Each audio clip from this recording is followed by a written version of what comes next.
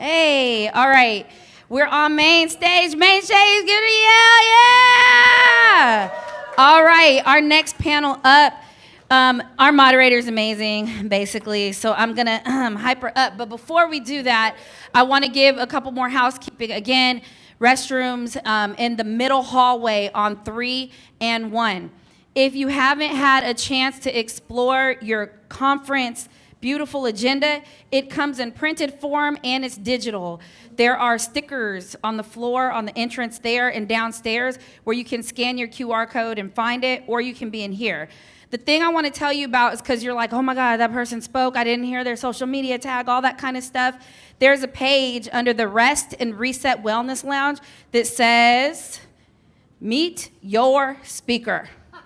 If you go there, you can scan it and it goes to melaninminds.org where you can see all the speakers, and our speakers are identified as moderators, panelists, workshop leaders, and you can find out all about them, what they do, and then it also directly links to their either their website or their LinkedIn or their social media, basically whatever they gave us. So this is a way to meet your speaker, so don't forget about this. Connect, keep these connections going, super important. All right, for this panel, it is noon. This is the thing that blocks to lunch, but I guarantee you it's gonna be good, okay?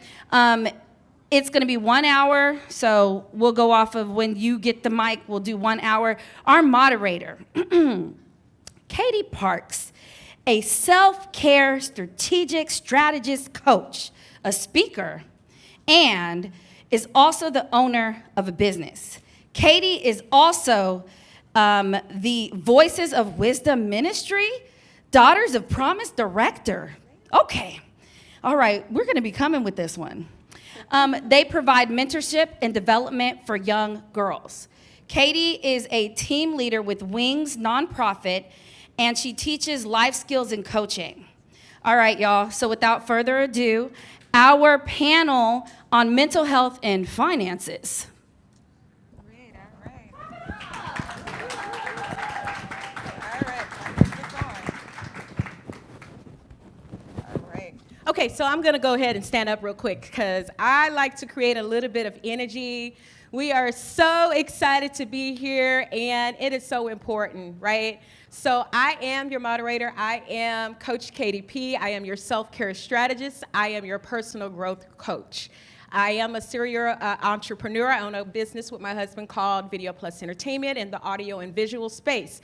But what I am passionate about is all about helping you release what no longer serves your well-being through effective self-care strategies. So what we're getting into today, this is about mental health and finances, and it's definitely connected. And if you really think about it, it is self-care, and oftentimes it's the self-care that most leave out, right? But all of you have heard about financial literacy, right? So today, we're actually gonna get into it.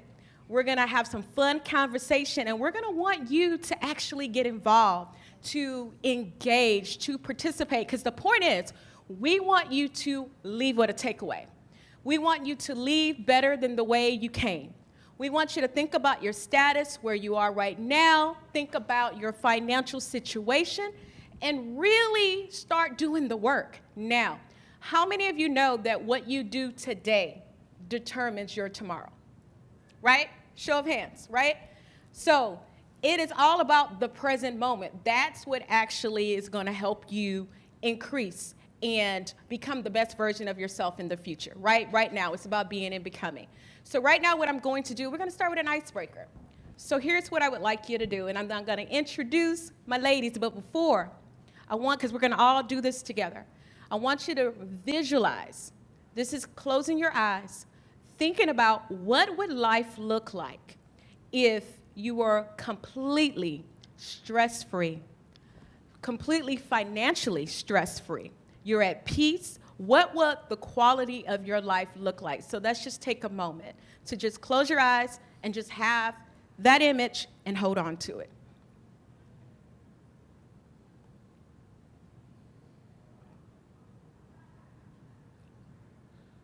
All right, I got it. So for me, it's all about peace. You cannot buy peace. So it's all about living my life completely. It's about living to my full God-given potential, meaning that I'm living an abundant life in every area of my life. A life of abundance is what that would be, meaning I'm also soaring in my purpose. That's what that freedom and that peace would look like for me. So now, without further ado, and also if you ladies want to jump in, you can also answer that question to that icebreaker too as well. I'm going to start with Miss Jasmine. So Miss Jasmine, let me tell you, author, poet, educator, right? Serial entrepreneur, like she does it all. Matter of fact, she just told me she had a show yesterday. I'm gonna go ahead and allow her to speak and kind of introduce herself to you. Hello. Mic check. Okay. Hello, everybody. My name is Jasmine, and thank you, Miss Katie, and thank you, Melanin Minds, for allowing me to have this opportunity to be here. I am everything that she said, including I am a community activist and also a community liaison in the 3rd Ward community, and also an active poet. And I did have a show last night at Sophie Chateau, and it was really nice. And my word that I visualized was to just be. You know, just being. So that's me. All right. I like that word. Just be. Just be. That sounds like freedom and peace to me. So to my left, we have the beautiful Ahngelea, and she's actually established in the accounting, right, in the accountant space. She's a double major in finance and investment management, so I'm going to let her go ahead and introduce herself to you. Hello, hello. Thank you all for coming today. I hope you guys visualize your financial freedom and your peace within yourself. I am the owner of Tax Keeping by AC. We primarily work with business owners, helping them with their bookkeeping and their taxes, but we also work with individuals and families with their tax planning, budgeting, financial management. And my idea of financial peace is really just being able to pick up and go and travel and have my baby girl and let her experience the world, and we have no worries, no stress. The bank account is abundant, and the bills are just flowing through, and we're living our life. All right, well, amen to that. Thank you, thank you. So we're about to jump into our first discussion, but before we do that, I want you all to take the time to think about something. Does your finances or money have control over you? Or do you have control over your finances and your money? So just ponder on that and think about it. So our first question is going to be, what are the stressors, causes for anxiety when you think about it? So what are your stressors when you think about the anxiety that you sometimes might have in your life? What's that cause? So I'm gonna let you go ahead and get that conversation started, Ms. Jasmine. Okay. So of course, finances could be a stressor, and this is my point of view and my perspective for me. But finances could be a stressor in that, but also just deeper within the finances, what to do with it when I have it, and how to rationalize out certain things. If I have a business, and I have a dog, I have my health, I have his health, my house, rent, car note, and all of those things. So one of the stressors for me is just knowing where to put the income that I have if I'm on a limited budget or something like that. And so that's stressful for me. That's one of my number one stressors. And so I'm actively learning how to not stress about that and just make a sound decision in what can promote me to the next level when I do decide to put that money towards something else, or where I'm putting it. Does that make sense? Yeah. Does that make sense? Okay. Yes. Well, I like that because I actually can remember actually speaking to like an accountant, and one of the things I took away was she said you need to assign your money. You need to give all of your dollars. It needs to actually have an assignment. It's bigger than just budgeting. So I can definitely relate to what you're saying. And then just like you guys, this is something that I'm taking in because finances is definitely an area I feel like I can improve in. I can definitely improve on, and we're here to grow together. So I'm gonna also go ahead and let you answer that same question. My stressors, I would have to say, are more self-inflicted. I am very goal-oriented. So by the time I achieve one goal, I'm already thinking about the next goal. And so I'm applying that stress to achieving that next goal. And I'm always just going. I never really sit down and just give myself the accolades like, hey, you just accomplished something. And so by the time I've accomplished something, I'm already putting the next stress on myself. That's a great answer. And then when I'm hearing you saying it, Ahngelea, really thinking about sometimes, we're the ones that put so much stress on ourselves because we're overachievers, right? And we always want to give our best, but doing so, you also have to remember all you have, right? At the end of the day, if you've done your best, that's all you can do, no matter what the result looks like, because at the same time, there's growth, right? You increase, you learn something. So I really enjoyed your answer to that. And for me, the stresses would definitely be always wanting to just say yes and, don't want to miss out. And oftentimes, because you're always saying yes, you are not always able to give your best because you're stretched and you're pulled in so many different directions. So, and a lot of times that affects your finances, right? Because if you're here and there, all of our events or conferences, right, usually there's something monetary that's attached to it, which can also contribute to some of our financial stress. So that would be something that I'm definitely working on today, actively working on, actually. Can I say Yes. something real quick? And I also want to piggyback off of that and going into saying yes. Also, when you do say yes, at the same time, you are missing out because you're missing out on what you are telling yourself no to, on what you were supposed to do or what you initially thought. How many of us have done that? How many of us do that? Let's talk about real time. And so that is a segment that can cause stress of constantly saying yes when you really don't want to do it, or you really don't have that time. So I think we should take note of that and just kind of unpack that of why we do those certain activities and those habitual things that we're so accustomed to that we don't really want to do, which can cause stress on our finances because we're giving money to something that we want to support, but it's not for that. It wasn't even for you. It was for something else. So you should be grateful. I definitely agree. I've recently had to sit down and set my own boundaries, personal and business boundaries, because you want to say yes to everything. You want to help out someone, but then you're putting that additional stress onto yourself for what? Make sure what you're doing and what you are saying yes to are aligned in your purposes. So know what your purpose is, lay it down, write it down. I'm a visual person, so it has to be written down, and just look at it and study it and make sure whenever you are saying yes, whenever you do get an opportunity, it's in alignment with your purpose and your goals, because you don't want to add that added stress on. So setting boundaries can definitely help you actually propel your finances, because if you're focused on one purpose or just a set of purposes, then you're going to be able to propel faster and go harder in that avenue and actually multiply whatever you already have versus being spread out so thin you cannot multiply what you're putting in. Right. Well, that's a great answer, and multiply. That's a good takeaway for me. And just thinking, you mentioned boundaries.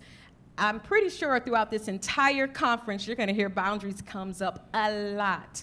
Because when we think about, positive mental health and we think about effective self-care, boundaries is always going to be there. So that just kind of stood out to me. So now we're going to get into our next question.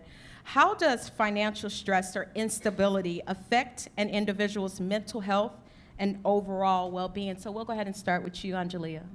I believe financial stress and instability, if you're constantly worried or stressed about a topic or any case, is going to wear on you. It's going to wear on your mental. You're going to end up being depressed and overwhelmed.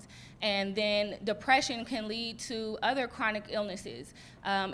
Studies have proven that stress, and financial stress in particular, leads to high blood pressure, high cholesterol, depression, chronic depression, and diabetes.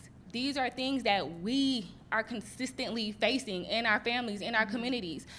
So you have to get to the place where, again, you just know what your boundaries are so you are not overextending yourselves, because all of these illnesses that come up, they stem from stress. They stem from something internal that you're dealing with and you're not releasing and you're not unpacking.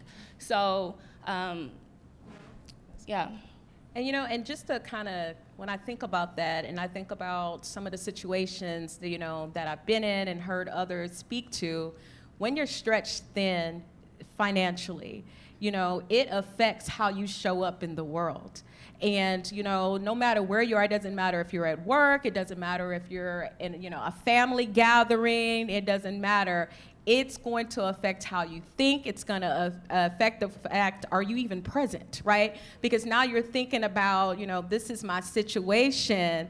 And oftentimes, some people even find themselves wanting to escape, right? They want to escape because it's like, oh my gosh, all these bills and everything that's going on because of finances and mismanagement. And a lot of times you do have enough money, it's just the mismanaging of funds and how you actually utilize and save your dollars. And I know I'm definitely, that's a conversation I have with myself. So it is just, this is so important to actually find ways that we can actually, start to work on ourselves and be able to manage money, right? And be able to have a great, positive relationship with our finances and money. So I'll go ahead and allow you to answer that same question as well. Can you repeat the question? Yes, so how does financial stress or instabilities affect an individual's mental health and overall well-being? I agree with what you stated about how you show up, and the attitude that you have towards people when you are in that state of mind. Can you repeat it one more time? So it's really just about the financial stress and instability that affects you individually. I don't know about y'all, but these are great questions. So I am taking my own notes as I talk and as the other two speak, because I am actively, we know things. I don't know if I'm going to answer the question, but we know things, but we don't apply those things that we know to do. And that causes stress, and that's something that I struggle with. Maybe that's me answering the question. No, that's a good point. And so I have a background in finances. I was a day trader for a couple years, and I done network marketing. I started at 19, and so from 19 till about maybe officially 30, I'm 32. And so I stopped doing network marketing, but still in the financial industry. But so we know to do certain things with the income that we have. But why don't we do those things that we know what to do with the income that we have? And it's like impulses. The other day I was at the thrift store and I went on an impulse buy to buy a bike. It was $19.99, but that $20 wasn't for that bike. And it just goes back to my point of what I said before, and it's a vicious cycle, that sometimes we just have that state of mind. But reading the book, not The Millionaire Next Door, Secrets of a Millionaire Mind, will allow you to really change the blueprint of your relationship with money and how you think of money and how you think of income that you have. And so, like I said, I'm actively in the process of shifting my thought processes, because not only it can just be us individually, it's our environment that we are around, that we are in. We can create our own environment in that environment, but that outside environment is sometimes initially what causes the habits that we have, and that's people. It can be friends, family, it can be lovers or whatever. And so that's kind of my point. A point I want to piggyback off of what Ms. Katie said and what you said, Jasmine. You said a lot of times we do have enough money. We are making sufficient money. We just are making impulse decisions. And in my experience working with individuals and families in their financial, planning and goal setting, that's exactly what I see. Most of us, we're making more than enough money to sustain our lifestyle and to conquer our goals. But it's these, what was the word you said? Impulses. It's the impulse buying that gets us. You see that sell. There is $19.99 or $99. That is a study that they found that it triggers us to like, hey, let me make that sell. Let me make that purchase. So it's the impulse buying and it's the discipline. We know we're supposed to be putting X amount of dollars to the side for savings. We know we should be saving first. We may not know all the intricacies that come with it, all the percentages and the stats, but you know the fundamentals in your head. You just are not disciplined enough to hold yourself accountable. And so it ends up causing more stress just because of your own discipline, your lack of discipline. You're putting that stress onto yourself. A lot of people I talk with, I sit down with, that's exactly the situation that they're in. Is just their lack of discipline, them wanting the fear of missing out, them wanting to go out and be seen and have something to post on Instagram. That prohibits them from sticking to the goals that they set for themselves, so that way they can continue to propel and excel to the next level. So, okay. So I'm listening to both of you, and we're going to move to our next, but I can't help, when you think about change the way you think, you change your life. And it starts there, right? So it is a mindset, right? We've all heard of, growth mindset, wealth mindset, right? But it begins with, your thinking, right? And we have to feed our minds. We have to nourish ourselves. That's how we grow. And it's one of those things where even like for me and I know why I'm here with both of you too, as someone who is very impulsive. And I start to realize, you have to break down and get to what's the root. What's the foundation? What is the real reason?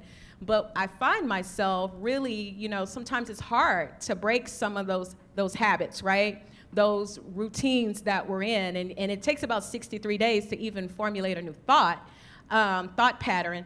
And I really think about, it comes back to that why. So when we set our goals, what's the why? What is it, what's the purpose of it all? Because it has to be something bigger, because sometimes our goal is not even big enough. It's not even big enough. So this is really good because it's really getting into like the core of why we do what we do. But our next question is, in what ways can financial difficulties contribute to increased levels of anxiety, depression, and other mental health challenges? So we kind of already tapped in that a little bit, but if we want to go ahead and expand a little bit on that. I would say whenever you're having a financial difficulty, it can press on your relationships. It can cause strains within your relationships. And so now you have the turmoil at home. Now you're going through a divorce because of financial difficulties. And so that's going to weigh on your emotions and make you depressed and make you sad. It also will trickle down to just you not wanting to attend social events, you not wanting to be around your friends and your family just because of the financial strains that you are personally going through. So now you feel this social isolation makes you feel lonely, makes you feel like you don't have any social support. And that puts you down further into a tunnel where now you're feeling more depressed, and you're experiencing more mental health, challenges. Right. So how many of you are entrepreneurs or business owners in the room? All right. So you probably can relate to me on this. I know as a business owner, especially, we are about 5 years in, and grateful, very grateful, because dealing with the whole pandemic, 2020 and all of that. But in your business, right, especially when you're still new, you're looking at your seasons. You look at, when you're making money, right? You're looking at everything. You have your budgets, right? You have your operation costs, but you're looking at everything. But then you also still, as a business owner, and everything that you have on your shoulders and all your financial responsibilities, right? You still have family. You still have events. You still have all of these things, and sometimes they compile, right? And it starts stacking. And that right there in itself, just the thought sometimes it's not even the act of actually doing something. It is all of those thoughts that start to enter your mind. I have to do this. This is my responsibility. The business needs this. Or should I invest my dollars, on marketing, right? Social media. And then you're thinking about, okay, now, I have my kids. I have a 6-year-old. And it's like, okay, now we're talking about family vacation. And all of these things are just entering your mind. And it's like, oh my goodness. It becomes a lot and a lot. And sometimes it's so overwhelming that, it causes anxiety. And then it leads to this unwanted stress that you were supposed to be doing something, working on something, but now you can't, right? You can't really function. Your productivity for the day has just been depleted. You're right, and now you're having to go back and say, okay, it's Tuesday, that was Monday, but now we're over here doing Monday's work on Tuesday, and then the cycle repeats. So this is why this is such a great conversation about how to get a handle and how to be in control of your finances and actually look at it as it relates to positive, healthy mental health and understanding that they do work together. They really do, right? So, and that's why we're having this conversation today. So I completely agree with that. I actually experienced that earlier this week. I was thinking about all the things that I need to do for preparing for upcoming tax season, the new hires, increase in operating expenses, and I'm like, okay, well, we got to propel this area of the business so we can get here, and that way I already set this goal, so I need to do this to get there, and then it was just like a pile of more thoughts and more thoughts. I have a new niece coming. Oh, I need to get her some Pampers. I want to get her a cute outfit. Oh, summer, is about to end. I need to do one last trip with my daughter. Oh, we got to pay for tuition. We got to get uniforms. It was just thought after thought after thought, and I'm in the middle of the workday, literally stopped and just compiling on thoughts. And I just was like, you know what? Before I go down this tunnel, because I've been here before, let me just pick up and go to the gym. I think it was like 2 o'clock in the afternoon. I just picked up, put my gym clothes on, and went down the street and worked out for a good hour and a half. And it helped me clear my mind. So establishing healthy lifestyle habits, whatever that is for you. If you need to go get a Celsius in the middle of the day and sit outside, if you need to go lift weights, just pick up the phone and talk to somebody and let it out. Journaling, that helps a lot. When I have these nonstop thoughts, sitting down and literally writing it all out, that way is getting out of my little brain and it's not compacting all the already long to-do list I have up here. If I just can get it out, it helps me be more productive and it helps me actually visualize it and realize, okay, yes, I do have a lot going on, but let me prioritize this because not all of this has to happen right now. I have a couple of months before I need to get to this. This I need to get on. This I need to get on. But some of these other things, I have weeks, I have months that I need to before I can get to it. It's just up here. And if it's trapped up there in your brain, then it's going to prohibit you from making progress with any other daily task, and accomplishing those goals. So I would say, just one of the biggest things you just said to me, I think about prioritizing. Because what stood out to me, we get caught up with thinking about things that are not going to happen months and months or maybe a year later, but then we need to prioritize, right, what we need to do next. What's most important right now in this moment, actually. It's about right now in this moment, right? Because we know little by little, bit by bit, step by step, but we can't, always continue to look beyond, but when there's more important things that we should be doing right now at this moment. So that stood out for me. And just listening to you, because you mentioned, journaling, you mentioned all of these different things, right? That's effective self-care. But my question to you, because as a personal growth coach and a self-care strategist, I often ask my clients, effective self-care, what does that look like for you? So if you're going to be in a space where you can work on certain things, you need to identify what is that, right? Because for some people, yes, writing is a release. Journaling, for some people, taking a walk. But here's how you really know it's effective. That if you were having a moment, right, and maybe it's a moment over your finances. You're looking at these bills, you're looking at the bank account. But it's effective self-care is at the minute that you do it, you start to feel some kind of relief. start to feel some type of ease, peace. It starts to shift you from feeling, you know what, I'm really hurt, upset, disappointed. Well, now maybe I'm just a little frustrated, but it gets you back thinking on the right path. So now that you can actually start taking some action, right? So that you can make some changes in what's actually going on. So now what I want to do, just to kind of move us along, and I hope we're doing good on time. Okay. I want to do another icebreaker, but first we do the icebreaker. How many of you can tell me that this is good information? Are you enjoying what you're hearing, or? Okay, because we want to make sure that, you know, the information, that this is really hitting home, because at the end of the day, we want you to have a takeaway. It's not about putting things off for tomorrow. It's what can you do right now? What can you do right now, right? So the next icebreaker, this is really kind of what we've already been talking about, and this is going to move us to the second part, is what exactly, think about your habits. This is what you do, right? Your behaviors, right? Our behaviors drive our results. So what type of habits do you have right now, both positive and negative reactions towards your current financial situation? Think about your finances. Where are they right now? So what is both positive and negative? What is your reaction to where you are right now in this moment? So just take a moment to think about that.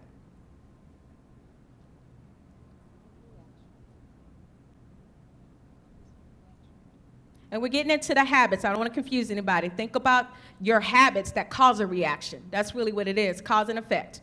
So it's the habits that you have. The habits that cause the reaction of stress. Yes, the habits that cause the reaction of mental health, you know, as it relates to finances, right? Your stresses.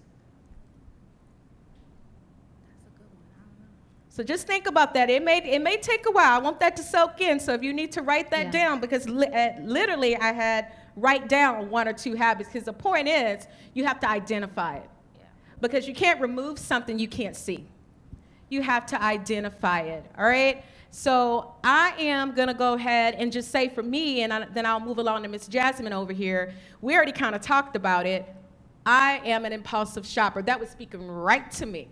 I'm very impulsive. I don't like missing out. It doesn't matter. I'm like, man, somebody getting married. How can I jump on the plane? Where can I, you know, that's me, right? So that's something I can identify very quickly that I am actively working on, right? Because I know where I'm going. You got to see it before you see it. So Jasmine, if you want to go ahead and just answer that, just give me like a 1 or 2 words, and then we'll jump into the next question.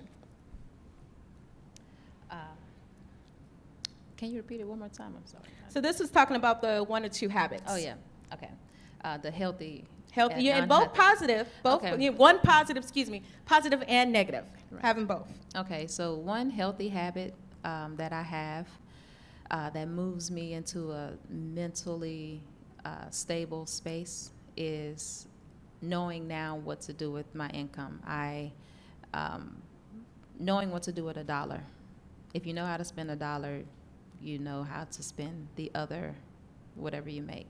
So that's one healthy habit that I have currently going on right now. Mm-hmm. The unhealthy side of that is the impulse buys at thrift shops and purchasing bikes and parts and tech stuff. So that's the unhealthy side of that. Yeah, because that money is supposed to go towards the business or towards my savings. So that is my duality. I know I have a budget plan, and I plan your work, and then you work the plan. I have the plan, but I only partially work the plan because of the impulse of like, I'm gonna just drive around, you know, but going to a thrift store or something and seeing something that I want. So my duality is that I have it, knowing what to do with it. I have the plan, but sometimes I do go outside of that plan and spending it on something that is not Gotcha. viable. Okay, and I think I need to answer before I go to Ahngelea the second part, because I mentioned the impulse, right? That's the negative. But the positive for me is being able to identify now and make a list. Actually ask myself some constructive questions, right? Does this add value to my life? Does this allow me to stay on track of where I'm going, the goals that I've put in place this quarter, the goals that I've put in place for 2023, I actually asked myself some questions.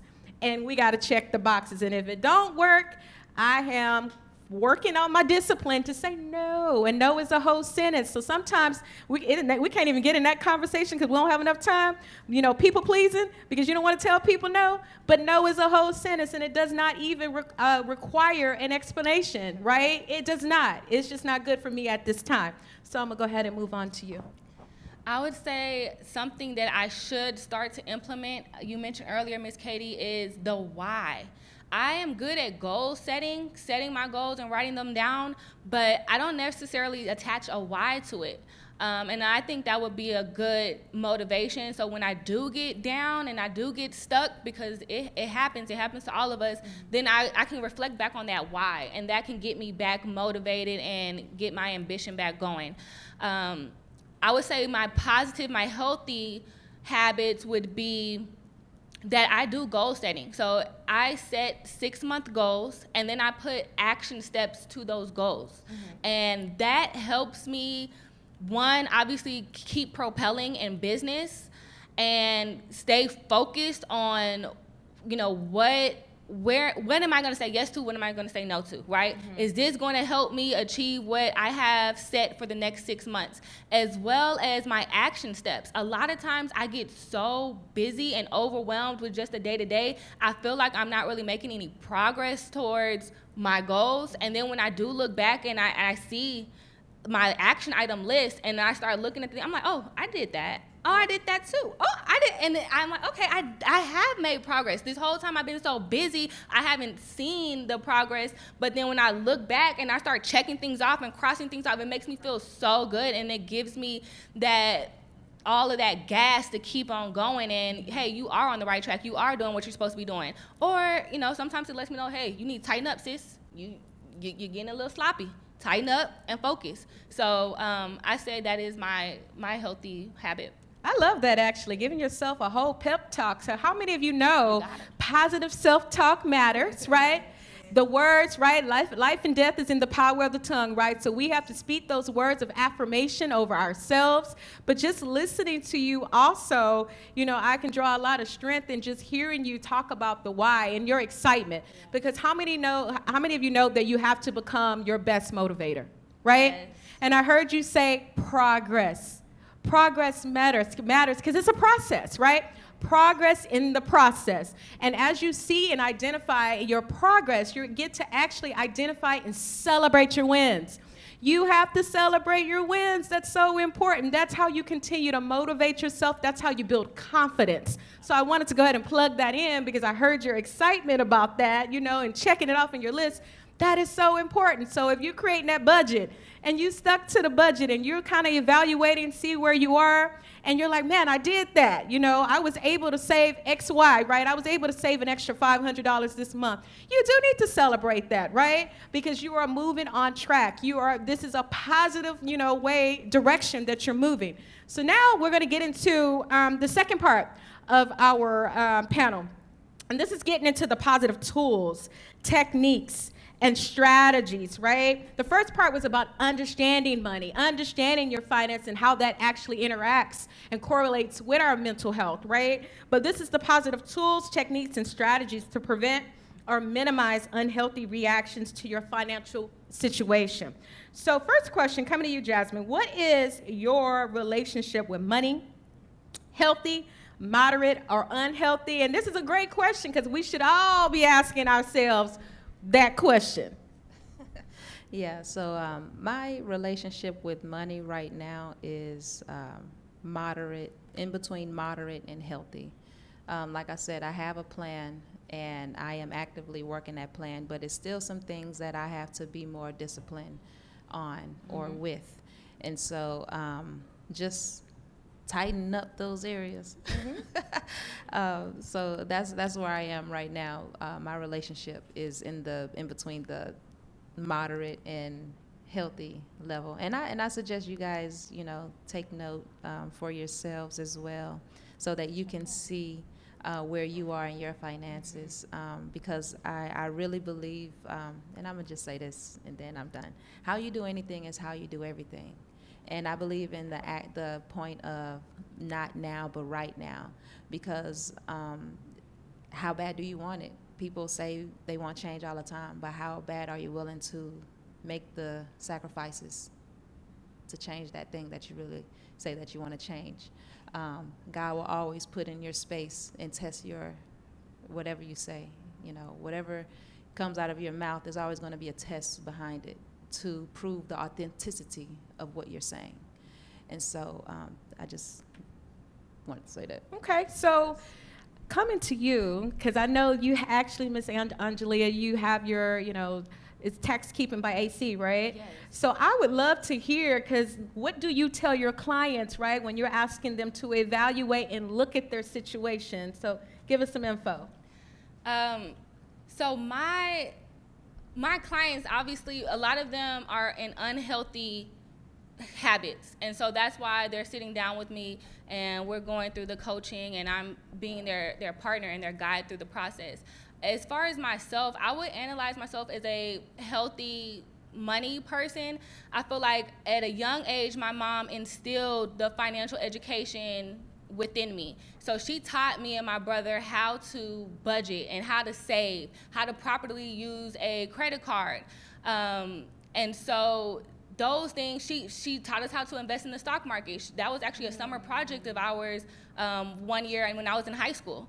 And so all of those positive habits were instilled into me as a young child. And so by the time I graduated high school, I actually graduated with excellent credit. And I know some of us out here can probably relate. Our parents got credit cards in our names when we were young as minors. And my mom was just one of the few that did get a credit card in our name, but used it in a responsible manner. So she intentionally got a credit card for me to build my credit. And so by the time I graduated high school, I had excellent credit. And then by the time I graduated college and I applied for my first credit card, I was approved immediately for about $3,000 in credit. And my friends, my colleagues, they were like, wait, how in the world did you get $3,000 in credit at 21 years old? And I'm like, I had good credit, and they're struggling to get their $300 credit balance, increased. And so I would say I have healthy habits just because it was instilled in me in a young age, and so that is now my passion, is to be able to pass down what I was able to pick up and learn and pass it to our community and to the next generation. I love that, because, it's starting with, our youth, right? It's setting that right foundation. And a lot of times, and I think I was just listening to a conversation, something I was watching, where, unfortunately in some of the schools, right, it's not really being taught, which is unfortunate, which as parents, it is on us to instill those values and teach our kids those things, right? But that's the point, because I know, had I been taught when I was younger, right, I would have probably had a better start, right, on how I handled finances, how I looked at finances, my relationship with finances, not just wanting to just go turn up and let's spend some money, but actually let's invest, right? Let's make smart decisions. Let's look at the APR on credit cards. Let's do some things, right? Budget, a bank account and all of that good stuff. And I know that it was kind of slow for me because I had to learn after making mistakes. But if we can start that foundation earlier on, we're actually setting our kids up for much more success, and it matters. It really does matter. So I'm glad that you touched on our youth and everything. So now we're gonna move up. Did you want to say something else? I did want to add, it does matter, and it does make a difference when we understand and we know these habits early on, because it's not taught in the schools at all. That's something that I'm fighting against now, and I'm trying to work with the school districts and get this curriculum in the school districts or a summer program, something. But if that wasn't instilled in me, I wouldn't have been able to quit my job, my corporate job, and start my business as a single mom. I wouldn't have had the savings for us to live off on while I was able to leverage my credit within my business to propel the business. I wouldn't have been in that situation to to propel my business, to start my business, and do that as a young single mother. So it makes a difference, and if we can change the next generation, Right. we can propel them. They can avoid the pitfalls that we may have encountered. They can go to the next level because other communities, they are teaching their kids this, which is why they're able to advance. And it's not because we're not smart enough. It's not because we don't make enough money, because honestly, a lot of us, we are making enough money. We have the brains, right? Right. We just need to have the resources, and we just need the resources, so that way our generation does not continue to be held back and make it harder for them to go to the next level. Jump on in. Yeah, so I agree with everything that you stated, but also in that same thing, what we are looking for, sometimes if we don't have it, we have to seek it out ourselves. And we have to, and that's what I mean about sacrifice. If we don't know and we don't know anybody, we have to research it and do it yourself. But sometimes, and I'm going to just say this blatantly, N-words don't want to read. But reading is a fundamental thing that we need in order to move and propel in our business. You know what I'm saying? And that's just reading the fine print of whatever that you have, actually doing the formation of certification and reading that material and comprehending what is going on within your business and what you're doing within your business as well. And so that's what I believe. I totally agree, because I am an educator. We have the resources. I work for HI. I used to work for HISD, and I love to say that I retired from them. So I retired from HISD. But Okay. And it wasn't taught in schools. Some schools have it, but those are not in black and brown neighborhoods. Those are in West U. That is in Bel Air. This is in other parts of the city and stuff like that, Memorial. But we have to, for our community, we either have to research it and do it ourselves, and if we don't have, and we either have to do that or go out and find somebody who can articulate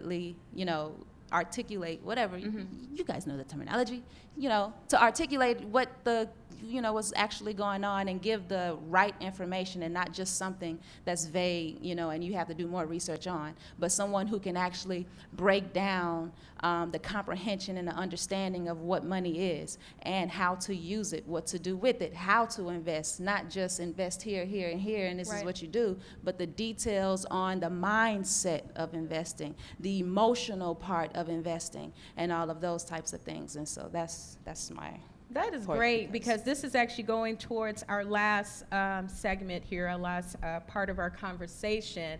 And remember, when we first started, I actually asked you about, does money have control over you, or do you have control over your money, your finances, right? I had talked about that, and it's important. And when I'm listening to you, Jasmine, you're talking about doing the work. You got to do the work, right? And we also know that, we were talking about our youth, but, like at the end of the day, it also starts with us, right? Each individual, right? To be the difference, right? To be the change that you want to see. So oftentimes with our kids or our youth being in just around us, right? Yeah, a lot of times it's not what's taught, it's what's caught. So seeing you actually do certain things and put certain behaviors, sacrifices, discipline, all of these amazing words, but actually seeing your work ethic and what you're doing, right, to achieve a goal. Meaning, if I'm looking to maybe, let's just say, a family vacation, I would love to do that. That family vacation costs us $5,000, right? But actually seeing you save the money to do it and say, you know what, this is going to happen in summer 2024, or maybe even summer 2025, because I'm already working towards other goals. But to actually see you say, not right now, because sometimes, no just means not right now, but to see you maintain the discipline, be consistent, see you with your budget, and that right there is value to our youth. Seeing you sometimes deprive yourself, it's delayed, right? Because I'm working towards something. So I just wanted to kind of step in and say that for a moment, because it kind of spoke to me and stood out. And again, I'm here learning too, so that's actually sticking out to me. But the last part here we're going to jump into is, what role does financial literacy play in empowering individuals to make informed decisions, navigate challenges, and avoid negative emotional responses to their financial outlook or situation? So I'm coming right over here to you. I strongly believe if you know better, then you're gonna do better. And just to play off of Jasmine, she has mentioned a few times that we know, like we do know things, you just have to do it, you have to implement it. Sometimes you just have to know that you don't know. You know, if you don't know, then it's now time for you to reach out and get the resources and find the people who can educate you and who can get you on the right track. And so a lot of what I do is really, as far as financial literacy, is really focused on the youth. I love working with the kids. I love educating. And it's not, as Jasmine mentioned, she was in HISD, and it is taught, financial literacy is taught in some of the schools. As my challenge, as my obstacle has been to get financial literacy in the schools, they continue to try to point me in certain areas. And that's not the area I want to focus on. I want to focus on the underprivileged community, because we are the ones who are missing out on these resources. We are the ones who are not being fed this information so that way we can propel. We are the ones who are being caught into these pitfalls and into these traps. And that is what I'm trying to do, is avoid that for our future generation so we can advance, and we can advance faster and further. And it's ridiculous. This is a whole nother tangent I could go on, but it's just ridiculous, the combat that I am getting. And it's just like, what is the benefit of you fighting me for getting this into certain communities and educating our community? And so I host my own financial literacy for the youth, for our community, and you know, I just try to get it out there as much as possible, working with private nonprofits, working with families one-to-one. But if you know better, then you'll do better. And sometimes you just have to know that you do not know. You know, trying to do everything yourselves sometimes is what gets us stuck, you know? So you have to know when it's time for you to reach out and get help. Man, that was good. That's good. Because we don't know. I mean, we you know, we do too much. Yep. You know you be doing too much. But you just keep on doing it. Right? Stop it. Just stop. That's a mental health issue in itself. Yeah. You know what I'm saying? But no, for real, that is a mental health issue in itself. Why you keep doing too much, and you know you don't need to be doing too much, you know. Stop overexerting ourselves. But that goes to a point that we was talking about earlier, you know, overexerting ourselves, and that's, you know, it is another tangent, you know, because it becomes overwhelming and all of those other synonyms and adjectives and stuff like that. But yeah. And you know what? anyways. When I think about financial literacy, you know, and again, that is effective self-care. It absolutely is, right? Our finances, right? Which also contribute, we're talking about mental health, but our emotional and mental well-being, right? It affects our relationships, right? Yeah. How we actually engage and communicate with others socially, all of that great stuff. But I just think about, you know, when I think about financial literacy, it's time for us to start being proactive and not reactive. Because a lot of times, you know, we're wanting to come in and change some things, but there are some things that we can actually prevent from happening, because if you really think it through, that's why I've started doing, does it add value? Does it contribute to where I am going? Is it going to take away? If there's all these takeaway and minuses, guess what? It's not healthy. It's not good. I need to just say no, just no. But these are things that we do have to start doing because it's so important so that we can become the best and highest versions of ourselves, right? Each and every one of us have a purpose, right? And in order to fulfill your destiny and to become everything you're meant to be, having control, having a positive relationship with money is necessary. It's non-negotiable. It's no longer optional, right? And as we just heard today, it contributes to our stress. It contributes to our mental health, right? And it matters. Mental health matters, right? So the last thing I wanted to just tap in really quickly, just to ask, and I'll start with you, Jasmine, is before we go to questions, and I'm not sure how much time we have left. Let's see there. Oh, not much. Okay. So real quick.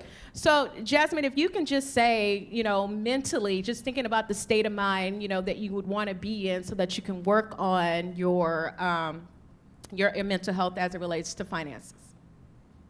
Okay. What's the question? So the question is the state of mind. Like, what would you be thinking? What would be that positive self-talk? Well, how would you even start to think about changing some of those behaviors and some of those things that you're doing? Like I said, it's all mental for me.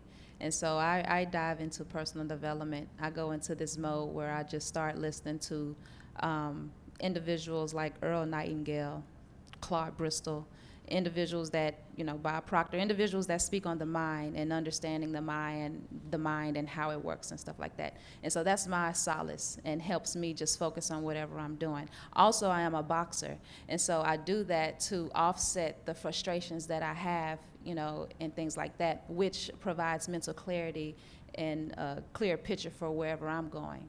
And so those are my... Okay.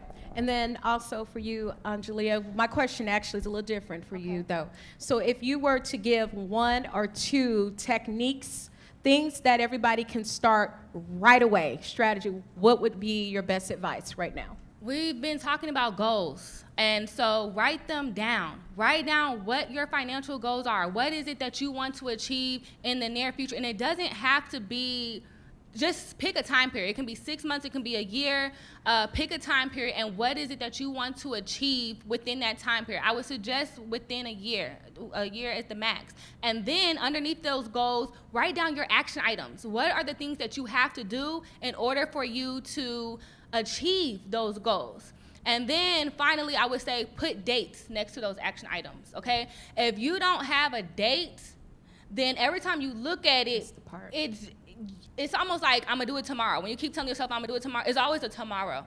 So if you don't put a date, it's just gonna linger. So put a date on when you're going to actually accomplish that task. Now, nothing is set in stone. So just because you have a date does not mean it's set in stone, because life be happening. We all know this, right? Life be lifing, and when it life, be ready to adjust. Be ready to be flexible, okay? And then I'm gonna add something that I have not been doing, but Ms. Katie mentioned, and I think is great. Add your why to that goal. So next to it, wherever you want to, add that why to that goal. So that way, when you do get discouraged, when you do have to extend that deadline, you look at that why, and it helps you keep going. And then I would say, if you already know, again, this is that you have to know if you don't know. You have to know if you don't know. If you know that you're not disciplined enough to hold yourself accountable, find an accountability partner. Find someone who can hold you accountable and keep you dedicated and focused on your goals.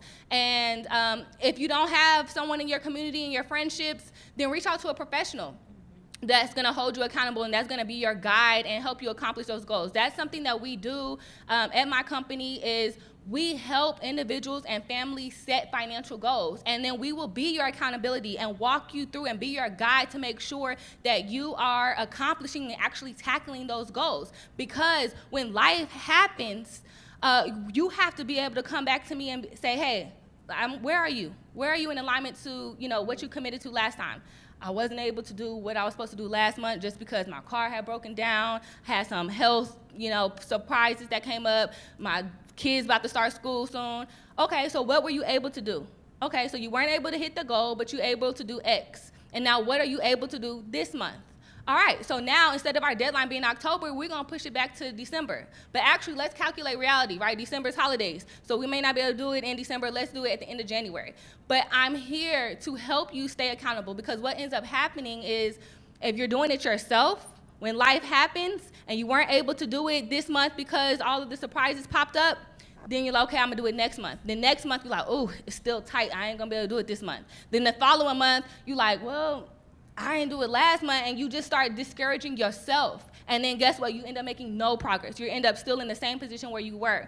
So you have to either be disciplined enough to push yourself, or find someone, reach out and get the help that you need so someone can hold you accountable to your goals and help you adjust. Because again, nothing is set in stone. Just because you said you were gonna do it at the end of this year, baby, I have goals that's been 2 years. Hey, things popped up. Other emergencies, other priorities came up. And so I have to push it back. I have to be realistic and be like, hey, not this year, more realistically next year. Or I didn't think it completely through. And I was like, hey, actually there's more involved in this than I thought. So that would be Good. Yeah, my that was a suggestion, great my answer. advice. All right, because we're fresh out of time and we have not told everybody how you can actually get connected with us. So let's go ahead and do that really quickly. This has been a great conversation. We kept hearing discipline there and accountability, right? Accountability. That's a huge, big deal. So this is so that we can close it on out. So Jasmine, if you can give your final thought and how can people reach you and get connected? You can find me on social media at Quiet Storm Cafe. That's on Instagram, and my Facebook is Jasmine Ayers.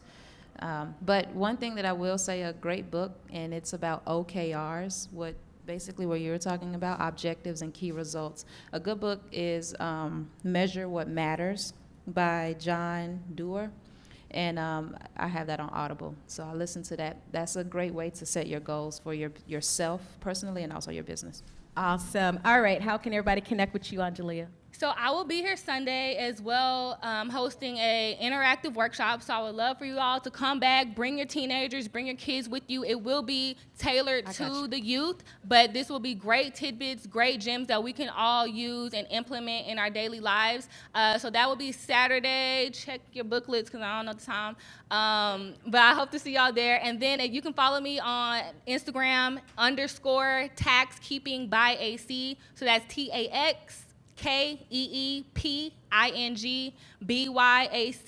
I have a lot of educational events as well as, events focused on businesses and entrepreneurs. And so you'll be able to keep up to date with everything that's going on from there.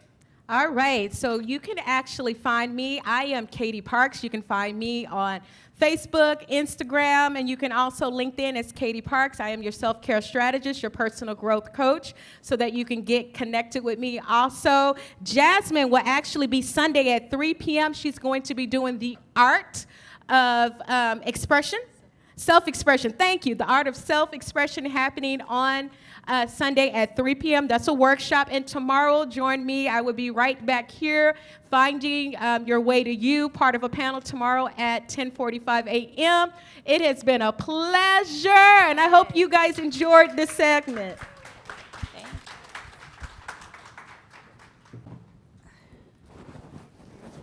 All right, y'all. That was amazing. Give it up for the panel one more time.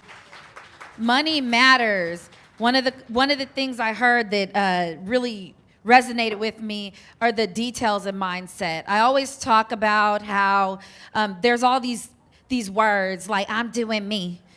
I'm empowered. But what does that actually mean? So I love that there's something about the details of the mindset. Just a reminder, brand it local.